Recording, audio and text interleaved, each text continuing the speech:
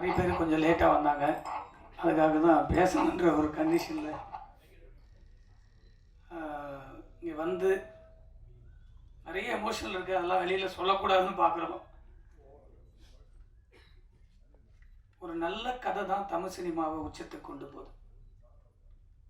அந்த நல்ல கதையை உருவாக்குவதற்கு ஒரு நல்ல தயாரிப்பாளர் இருந்தால் மட்டும்தான் அந்த படம் வெளிவரும். இல்லைன்னா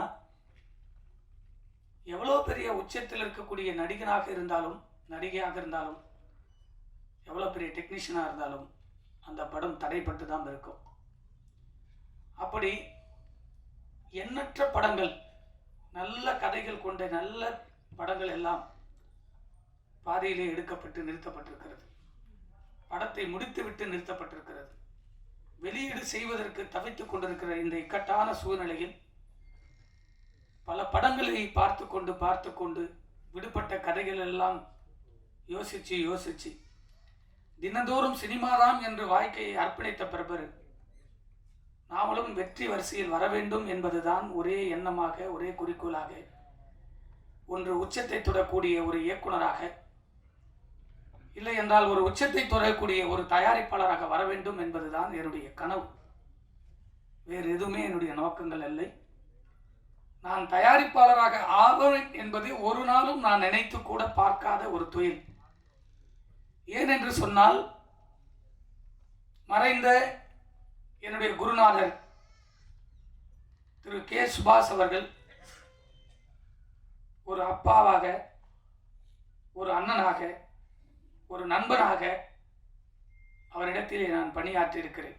தொடர்ந்து 7 ஆண்டுகள் 45 உதவி இயக்குநர்கள் அவரிடத்திலும் இருந்தும் வெளியே சென்ற பிரபம் அவருடைய வழியிலே இவ்வளவு படங்கள் எடுத்திருக்கிறார், இவ்வளவு படங்களை வெளியிட்டு இருக்கிறார். நாம் ஒரு இயக்குனராக வெளியே வரும்போது மிகவும் ஜாக்கிரதையாக சினிமாவை கையாள வேண்டும் என்பது அவரிடத்தில் இருந்ததான் நான் பயிற்சி எடுத்தேன். அப்பொழுது என்னுடைய மனதிலே தோன்றியது, ஒரு இயக்குனராக அவர் அலுவலகத்திலே வந்து செல்லாத எந்த ஒரு சினிமா கலைஞனும் இல்லை. இன்று இருக்கக்கூடிய முதலமைச்சர் உட்பட அவருடைய அலுவலகத்திலே நான் பார்த்திருக்கிறேன். அவர் சந்திக்காத மனிதர்களே இல்லை. அவர் கடைசி காலகட்டத்தில் என் மனதிலே ஒரு ஆழமான பதிவு வந்தது. இயக்குனராக மட்டுமே நான் வழி நடத்த வேண்டும் என்று எனக்குள்ளே ஒரு கேள்வியை எழுப்பிய பிறகு அவருடைய கஷ்டங்களை நேரடியாக பார்த்து இயக்குனராக மட்டும் இருந்தால் நாம் சந்தோஷமாக மட்டுமல்ல, நிம்மதியாக போய் தூங்கலாம் என்று நினைத்தேன். காரணம், 20 படங்களை தயாரித்த பிறகுதான் அவருடைய கஷ்டங்களை நான் உணர்ந்தேன். ஆனால் அந்த கஷ்டங்களை எல்லாம் அவரிடத்தில் நான் கேட்கும் போது சொல்லுவார், நாம் நேசித்து வந்த தொழில், நாம் எதையும் கொண்டு வரவில்லை. ஒரு இரவில் ஒரு வெற்றி வந்தால் எல்லாம் சரியாகிடு விடும்டா, நீ கவலைப்படாத, எனக்கு தெரியும் அப்படின்னுவார். சார், நீங்க ஒரு பெரிய ஜாம்பவான், உங்களுடைய படைப்பு சத்திரியன் என்கின்ற மாபெரும் ஆக்ஷன் படத்தை பார்த்து உங்களிடத்திலெல்லாம் வேலை செய்ய வேண்டும், உங்களெல்லாம் சந்திப்பேனான் என்று பல நாட்கள் சென்னையிலே நான் சுற்றிய காலங்கள் உண்டு. தயாரிப்பு வேணாம் சார், ஒன்லி டைரக்ஷன் பண்ணுவோம் சார் அப்படின்னு சொல்லும்போது கடைசி உதவி இயக்குனராக அவரிடத்தில் நான் பணி செய்தேன். அதுதான் எனக்கு முதல் இடத்தில் கொண்டு போய் சேர்த்தது. 45-60 உதவி இயக்குனர்கள் அவரிடத்தில் இருந்து கடந்து பிறந்தது நான் கடைசியாக சேர்ந்தவன். தொழிலை நேசித்துக் கொண்டே இருந்தால் அந்த தொழில் உன்னை கொண்டு போய் சேர்க்கும் என்று அவர்தான் எனக்கு அறிவுரை சொன்னார். ஆனால் அவருடைய அந்த தொழில் பக்தியை பார்த்து தயாரிப்பு வேண்டாம் என்று நான் நிலையாக இருந்தேன். அவர் காம்ப்ரமைஸ்ல தான் சொல்றாரு, கடுமையான நெருக்கடி ஒரு தயாரிப்பாளர் கிட்ட தான் இருக்கு. தயாரிப்பாளர் போடுகிற பணங்கள் அவருக்கான நிலையான ஒரு இடத்தை கொடுக்கவில்லை என்று அன்று நான் உணர்ந்தேன். ஆனால் அந்த காலகட்டத்தில் மதிப்பு, மரியாதை எல்லாம் ஒரு தயாரிப்பாளர்களுக்கு மட்டும்தான் இருந்தது. ஆனால் இப்ப 10 ஆண்டுகளுக்கு மேலாக தயாரிப்பாளர்களுக்கு மதிப்பு எதுவுமே இல்லை, மற்றவர்களுக்கு அனைவருக்குமே மதிப்பு இருக்கிறதை நான் உணர்ந்தேன். ஒவ்வொரு நாளும் உணர்ந்தேன், தயாரிப்பாளர் கடவுளால் நான் ஆக்கப்பட்டேன். எனக்கு அந்த நினைப்பே வந்ததில்லை. ஒரு ஒரு இயக்குனராக மட்டும் இருந்திருந்தால் இன்று என்னிடத்தில் ஒரு 20-25 கோடிகள் சொத்து இருந்திருக்கும். ஆனால் ஒரு தயாரிப்பாளராக தன்னைத்தானே தியாகம் பண்ணி தினந்தோறும் சம்பாதிக்கிறேன். சினிமாவில் எவ்வளோ வழிகள் இருக்கு. இன்னைக்கு 10,000 வந்தா கூட நான் கதைக்காகவும் உணவுக்காகவும் என் தொழிலுக்காகவும் நான் முதலீடு செஞ்சுட்டு இருக்கேன். இது எதுவும் போய் சாப்பிடணும்னு அவசியமே இல்லை எனக்கு. ஆனால் இதையெல்லாம் கடந்து சினிமா என்கின்ற ஒரு புனிதமான தொழில் தயாரிப்பாளர்கள் இல்லை என்று சொன்னால் இல்லை என்பதனை நான் திடமாக தயாரிப்பாளர் ஆன பிறகு உணர்ந்தேன். இதையெல்லாம் சொல்லுவதற்கு ஏன் என்று சொன்னால், இந்த படம் நான் பல காலகட்டங்களை கடந்த பிறகு 20-21 ஆண்டுகளை கடந்து பல படங்களை நான் பார்க்கிற போது, இருக்கிற பிரச்சனைகளை சந்திக்கிற போது, நான் எதிர்பார்க்காத இயக்குனர் சங்கத்தில் என்னை இணைத்துக் கொண்டவர் என் குருநாதர் வழியிலே. நான் குருநாதராக வேலை செய்யவில்லை என்று சொன்னாலும் அப்பாவாக, அண்ணனாக, நண்பனாக எப்பொழுதுமே என் மனதில் இருக்கக்கூடியவர் என் சுபாஷ் சாருக்கு பிறகு டைரக்டர் விக்ரம் சார் அவர்கள். ஏனென்று சொன்னால், எந்த வழியில் வருகிறோமோ அந்த வழிதான் நம்மளுக்கு உயர்ந்த இடத்தில் கொண்டு போய் சேர்க்கும் என்று சொல்வார்கள். நான் அவரிடத்தில் ஒரு வாரத்தில் பேசவில்லை, சந்திக்கவில்லை என்று சொன்னால் என் மனம் சோகமாகும். நேற்று இரவு தொலைபேசியில் சொல்லி, இந்த படம் மாபெரும் வெற்றியாக அமையும், உன்னுடைய எல்லா இடத்திலும் நான் இருப்பேன், என்னால் இப்ப வர இயலவில்லை, எனக்கு உடல்நிலை சரியில்லை என்று திரு விக்ரம் சார் சொல்லுகிற போது எனக்கு நேற்றிரவு மனது வலித்தது. எவ்வளவு பெரிய இயக்குனர், அவருடைய வாழ்த்தெல்லாம் கிடைக்க வேண்டும் என்று மட்டும்தான் நான் அவரிடத்தில் இன்று வரை ஒரு குருவாக, அண்ணனாக, நண்பனாகவும் அவரிடத்தில் சென்று கொண்டிருக்கிறேன். ஆனால் இதையெல்லாம் ஏன் சொல்கிறேன் என்று சொன்னால், ஒரு சினிமா வெளிவருவதற்கான தடைகள் எவ்வளவோ இருக்கிறது. இந்த 20-21 ஆண்டுகளை கடந்த பிறகு நிறைய படங்களை பார்க்க ஆரம்பிச்சேன். இயக்குனர் சங்கத்தில் 10 ஆண்டுகளுக்கு மேல் அப்படியே பதவியில் அப்படியே செல்ல செல்ல செல்ல என்னுடைய அனுபவத்தை கற்றுக்கொண்டேன். அந்த அனுபவம் எப்படி வந்தது என்று சொன்னால், நான் சினிமாவை நேசித்து என்னுடைய கிராமத்தில் இருந்து நான் வந்தது அண்ணன் செல்வமணி அவர்களை சந்திக்க வேண்டும் என்பதுதான் என் கனவாக வந்தேன். 93 அவரை சந்திப்பதற்காக நான் வந்தேன். சந்திக்க முடிக்கவில்லை. திரும்ப +2 முடிச்சுட்டு அவரை சந்திக்க வேண்டும் என்ற ஆவலோடு அவரை தொடர்பு கொள்வதற்கு எனக்கு வழி தெரியவில்லை. ஆனால் அவரிடத்தில் இருந்த கேமராமேன் அவர் வீட்டுக்கே நேரடியாக சந்தித்து, உங்க ஊர் பக்கத்தில் நான் இருக்கேன், அண்ணனை சந்திக்க வேண்டும் என்று கேட்டேன். அவரும் இந்தியில் பிஸியா இருந்ததனால் 3 ஆண்டுகள் தொடர்பிலே நான் செல்ல முடியவில்லை.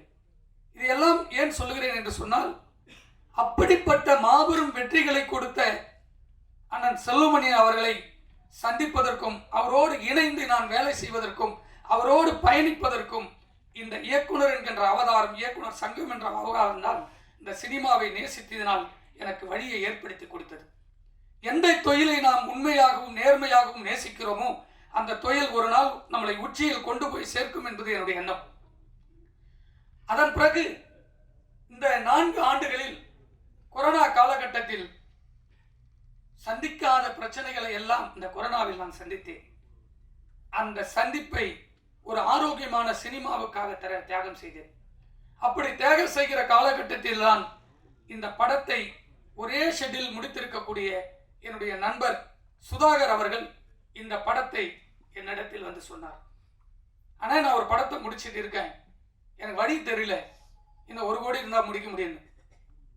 அந்த ஹீரோ, அப்கமிங்ல இருக்கிற ஹீரோ, எந்த ப்ராப்ளமே வராது, உனக்கு நான் எல்லா உதவி செய்யறேன்னு சொல்லி அந்த படத்துக்காக இறங்கி முதன் முறையாக படத்தை பார்த்து, எனக்கு இந்த படத்தில் ஏதோ ஒரு விஷயங்கள் இருக்குது என்று ஆழமாக பதிவு செய்து 5 தயாரிப்பாளர்களுக்கு இதை நான் ஆவணம் செய்தேன். அந்த 5 தயாரிப்பாளர்களும் கரண்ட்ல இருக்கிறவங்க.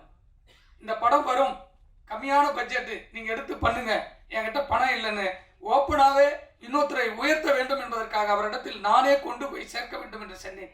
யாரும் முன் வரவில்லை.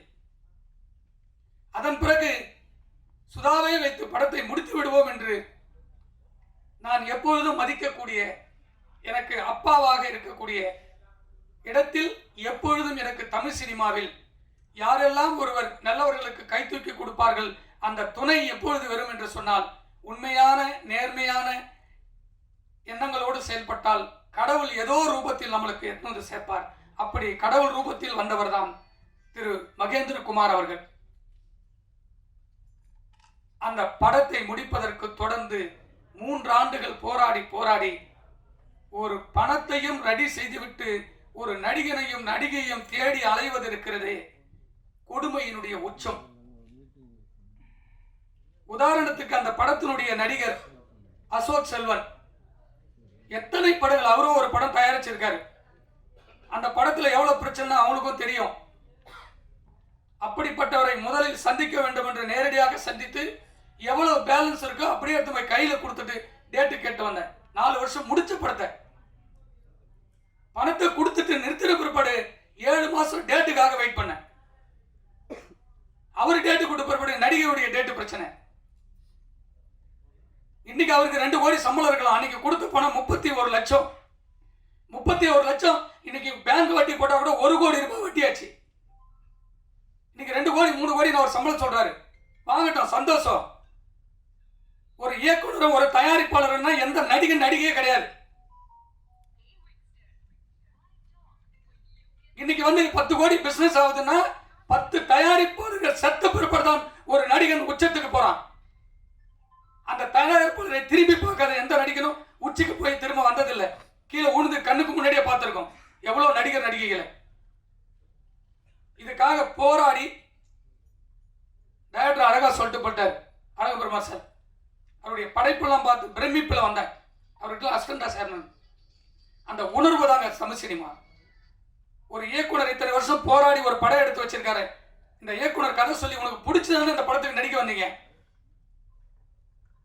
ஒரு 2 மணி நேரம் 1.5 மாசமா சொல்லிட்டு இருக்கோம். சொல்றேன்னு ஒரு நாள் பதில் இல்லை. ஒரு தயாரிப்பாளர்கள் பணம் கொடுத்தால் மட்டும்தாங்க ஒரு நடிகன் ஷூட்டிங் ஸ்பாட்டுக்கே வர முடியும். வீட்டுல இருந்து கிளம்பி வர கார் வரைக்கும், பெட்ரோல் இருந்து கேரவன்ல இருந்து தங்கறதுல இருந்து சாப்பாடுல இருந்து வீட்டுக்கு போற வரைக்கும் ஒரு தயாரிப்பாளர்கள் கொடுக்குற பணம் உனக்கு யாரு உங்க அப்பா அம்மா கொடுக்கலையே. நீ கல்யாணத்துக்கு அப்புறம் உங்க அப்பா அம்மாவுக்கு ஒரு கார் வாங்கி கொடுக்குறிய, யாருடைய பணம்? ஒரு தயாரிப்பாளர் கொடுத்த பணம். அவங்க எத்தனை சொத்து தாலி தவிர எல்லாத்தையும் வித்து கொடுக்குறாங்க யாருக்கு தெரியும்? ஒரு நடிகன் இந்த படத்துக்கு ப்ரோமோட் பண்ணும். நான் டெய்லியும் அப்டேட் பார்த்துட்டே இருக்கேன். சூப்பர் ஸ்டார் எல்லா படத்துலையும் நின்று இன்னைக்கு வரைக்கும் உச்சல் அவர் வரணும்னு அவசியமே இல்லை. வீட்டில் உட்கார்ந்துட்டு இருந்தா கூட அந்த படம் சூப்பர் ஹிட்.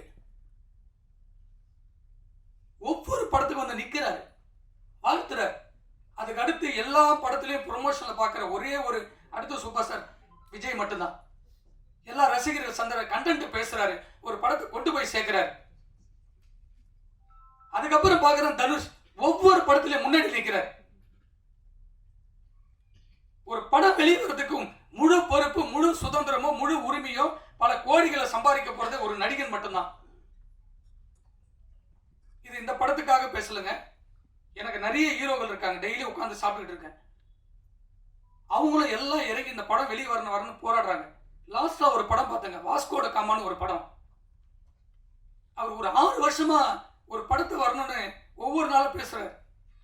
இன்னைக்கு கூட போய் இந்த ஃபங்க்ஷனுக்கு வருது, ஒரு ப்ரொமோஷன் சாங் விடுறதுக்காக ஓடுறாப்ல ஒரு ஹீரோ. ஒரு இயக்குனருக்கு பெரிய பக்க பலமே ஒரு நடிகர்கள். இவங்கெல்லாம் இருந்தாதான் ஒரு தயாரிப்பாளர்களுக்கு ஒரு பெரிய உத்வேகம் வரும். இதெல்லாம் ஏன் சொல்றேன்னா, ஒரு படம் வெற்றி படம் அமைந்த புறப்படும். இந்த வெற்றியை கொண்டாட போறது, இந்த படத்துக்கு அப்புறம் எனக்கு 2 கோடி சம்பளம் கொடுன்னு கேட்கிறாப்லன்னா இந்த வெற்றி படத்தினாலதான். இந்த வெற்றி படத்தை இறக்கி இருக்கக்கூடிய பாலாஜி நல்ல படம் எடுக்கலையானா உனக்கு எப்படி 2 கோடி வரும்? அடுத்த படம் எனக்கு 25 கோடி ஓடிடில 15 கோடி, நான் 5 கோடி கொடுக்குற எடுத்துட்டு போவேன் படத்தையே. சொல்லலாம், வாயில சொல்லிட்டு போலாம் 20 கோடி 10 கோடின்னு. இன்னைக்கு ஒரு படம் கூட உட்கார்ந்து பல கோடிகள் போட்டு ஒவ்வொரு தயாரிப்பாளரும் டிஜிட்டல் சேட்டலைட் விற்கும் போது அவதிப்பட்டுக்கிட்டு இருக்கோம்.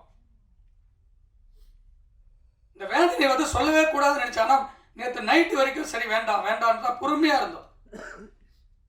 இதுல இருக்கிற எத்தனை டெக்னீஷியன் உட்கார்ந்துருக்காங்க. எதுக்கு உட்கார்ந்துருக்காங்க? இங்க ஜெயிக்கணும்னு நினைக்கிறவங்க ஒவ்வொருத்தரும் போராட்ட காலத்தில் நிற்கிறாங்க. ஜெயிச்ச பொறுத்தவரை எல்லாருமே ஜெயிக்க நினைக்கிறவங்களே தோக்கடிச்சுட்டு போயிடறாங்க. அதுதான் இங்கே சினிமா நடந்துகிட்டே இருக்கு. இந்த படத்தை பார்த்துட்டு அதுக்கப்புறம் வந்து ரொம்ப அமைதியாக தம்பி நிவாஸ் பிரசன்னாவை பார்த்தேன். அழகான ஒரு மியூசிக் டைரக்டர், அற்புதமான சிந்தனை உள்ளாது. ஒரு நாள் கூட நெகட்டிவாகவே பேச மாட்டாங்க. ஆனால் வந்துடுறேன், சூப்பராக வந்துடுறேன், சூப்பராக வந்துடுறேன், அப்படி ஒரு எனர்ஜி கொடுக்குறேன். அது போல ஒரு டெக்னீஷியன்லாம் இந்த படத்தில் இருக்கும்போது தான் ஒரு பெரிய படமாக வெளியே வருவதற்கு பெரிய உத்வேகம் இருக்கு. எல்லா படம் வாங்குறதுக்குள்ள ஒரு நம்பிக்கை வரணும்னா இந்த படத்தில் சொல்றவங்க தான். இந்த அலெக்சாண்டர் படம் பார்த்துட்டு சொல்றாருன்னா அவர் அது பிடிச்சுதான் பேசுறார். இதையெல்லாம் ஏன் சொல்றேன்னா, ஒவ்வொரு நடிகனும் தான் படத்துல கமிட் ஆகுறங்க அத்தனை பேரும் வந்து அந்த படத்துக்கு வரணும்னு சொல்லி தயாரிப்பாளர் சங்கம், நடப்பு சங்கம், சிவாண்ணன் இருக்காரு, ராஜண்ணன் இருக்காரு, செல்லுமணி அண்ணன் இருக்காரு, தயவு செஞ்சு இந்த மேடையிலே கோரிக்கை வைக்கிறேன். ஒரு படத்தில் நடிச்சு அவங்களுக்கு சம்பளம் தான் கேட்க நாங்கள் கொடுத்துட்டு போறோம். படம் ஷூட்டிங் முன்னாடியே டப்பிங் கூட முடியல, பணம் கொடுத்தாதுன்னு கேரளா இருந்தாப்புல. படத்தை நைட்டோட நைட்டு வாங்கி எடுத்து போய் பணத்தை கொடுத்தோம். 4 மணி நேரம் ஷூட்டிங், 8 லட்சம் ரூபாய் செலவு போச்சு. அந்த 8 லட்சம் ரூபாய் கொடுக்க முடியுமா அசோக் செல்வனால? இதையெல்லாம் மீறி திரும்ப வந்து ஒரு படத்தை எடுத்து முடிச்சு வரும்போது ஒரு இயக்குனரோட பக்கபலமா இருந்து அந்த படத்துக்கு எல்லா இடத்துலயும் வந்து நிக்கணும் ப்ரொமோஷனுக்கு. இது எனக்காக சொல்ல, எல்லா படத்துக்கும் எல்லா நடிகர்களும் ஒத்துழைப்பு கொடுக்கணும்ன்றதான் என்னுடைய எண்ணம். இது என்னுடைய படத்துக்குன்னு நான் சொல்லவே வரல. போன் எடுக்காத நடிகர் எதுக்குங்க? மேனேஜர் வைங்க, இல்லை மேனேஜர் ரெஸ்பான்ஸ் பண்ண சொல்லுங்க. ஒவ்வொருத்தருக்கும் 50,000 பேட்டா வரணும்னா 50,000 வேணுன்றீங்க. யாருக்கிட்ட பேசுறது? ஒன்றும் இயக்குநர்கிட்ட பேசணும், இல்லை தயாரிப்பாளர்கிட்ட பேசணும். உங்க ப்ராப்ளம் என்னன்னு சொன்னா அதை சால்வ் பண்ணுவோம். இது எல்லாமே வேதனையுடைய உச்சத்தில் தான் நான் பேசுறேன். ஏன்னா ஒரு நடிகர் நம்ம வேண்டாம் வேண்டாம் வேண்டாம் அப்படின்றதுக்காக தான் ரொம்ப அமைதியாக இருந்து இவ்வளோ பெரிய ஜாமான்களாம் எவ்வளோ டைம் எல்லாம் வேஸ்ட் பண்ணி எதுக்காக வந்திருக்காங்க சொல்லுங்க. ஒவ்வொருத்தருக்கும் ஒரு கடமைகள் இருக்கு. இந்த படத்தில் இருக்க இந்த படம் வெளியே வரதுக்கு யாருக்கு இப்போ இல்லை, சுதாகர்னு ஒரு ஆள் ஒருவர் இல்லைன்னா இந்த படம் எப்படி வரும்? ஆரம்பிச்சிருக்க முடியாது.